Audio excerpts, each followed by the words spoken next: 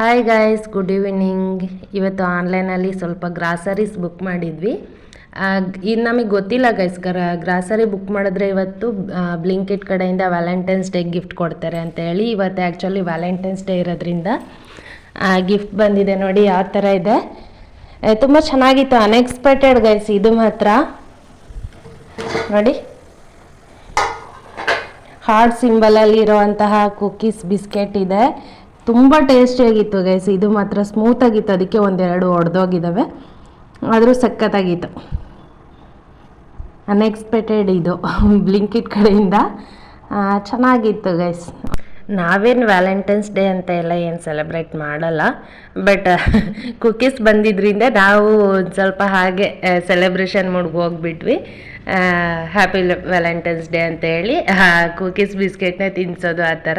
ನೋಡಿ, Valentine's special ಅಂತ ಕೂಡ ಬಾಕ್ಸ್ ಮೇಲೆ ಹಾಕಿದ್ದಾರೆ. ಬಾಕ್ಸ್ ಕೂಡ ಯೂಸ್ ಆಗುತ್ತೆ, ತುಂಬ ಚೆನ್ನಾಗಿದೆ.